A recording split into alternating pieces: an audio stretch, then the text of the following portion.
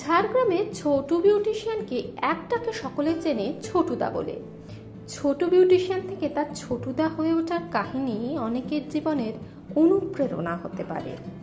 Beauty পার্লারই রুজি রুটি Chhotu beautician অর্থাৎ স্নেহাশিস দুর্লভের।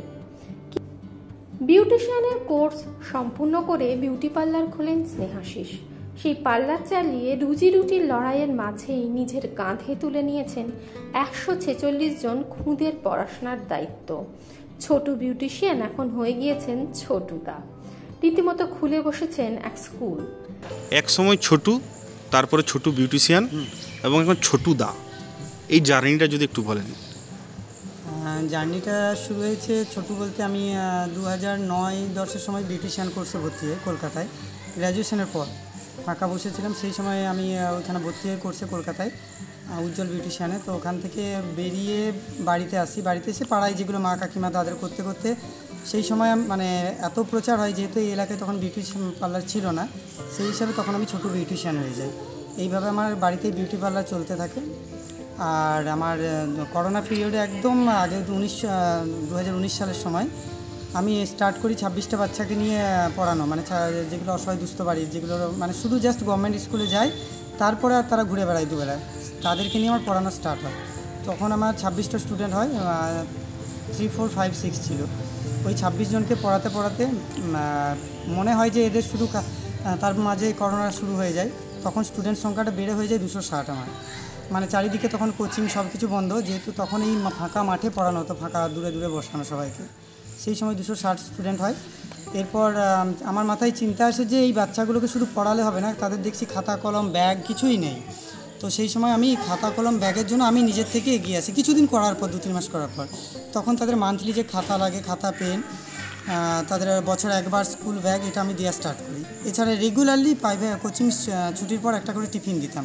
কোনো দিন বিস্কুট, কোনো দিন কেক, কোনো দিন কলা, লাড্ডু, আজও দিই। মাঝে মধ্যে কেউ কেউ খাওয়ায়, আবার যাদের অ্যানিভার্সারি, কারো জন্মদিন, তখন ওই টিফিনটা আলাদা ওরা পেয়ে যায়। এছাড়া আমার এটা একভাবে 5.5 বছর টিফিন দেওয়াটা চলছে।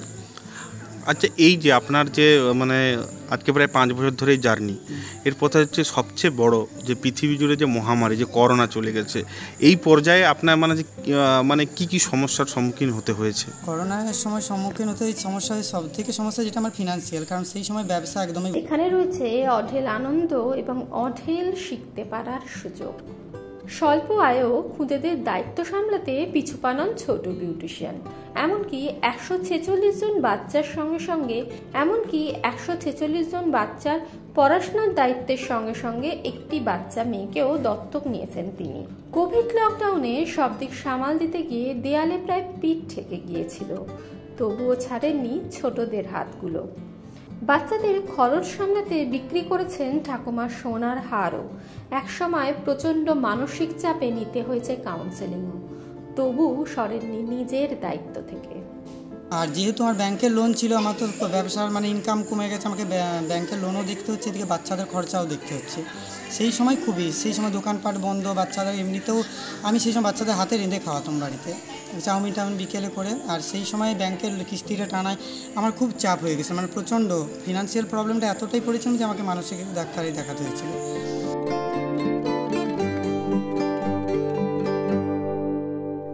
তোমরা কোথায় পড়তে এসেছো? আমরা ছোটুদার প্রাইভেটে পড়তে এসেছি।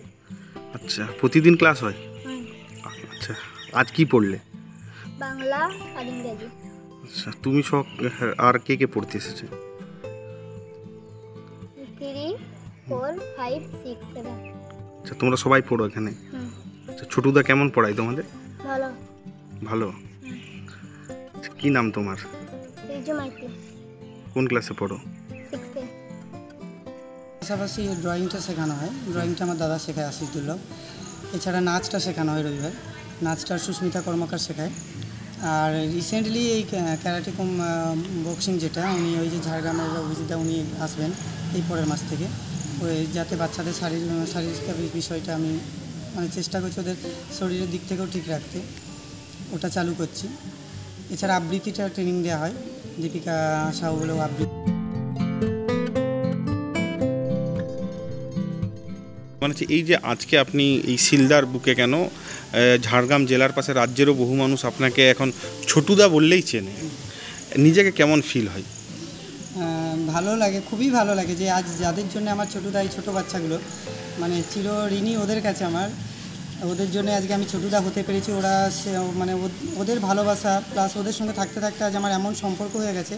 আজ বিগত 5 বছর আমি শিলদার বাইরে ওদের জন্য কোথাও যাইনি, না মামা বাড়ি, মামার বিয়ে, মামার ছেলেদের বিয়ে, মেয়ের বিয়ে, কোথাও না। বছরে একবার একটু বেড়াতে যাই, একদম সব নিজের শখ সাধ সব বিসর্জন দিয়েছি ওদের ভালোবাসার জন্যে। ভালো লাগে, মানে ওরা সারাটা দিন আমার সাথেই থাকে, আর ওদের জন্য আজ ছোটদা হতে পেরেছি। ছোট বড় সকলের কাছে ছোটদা।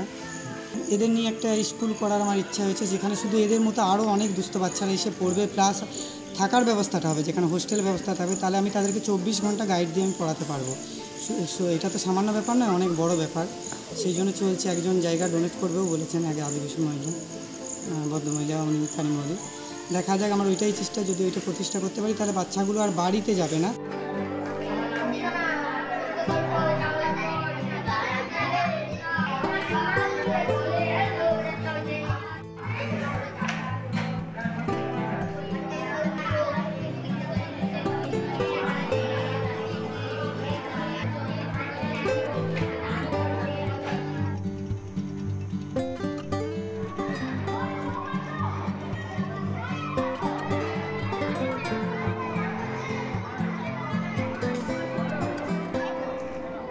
এই সময় ডিজিটাল।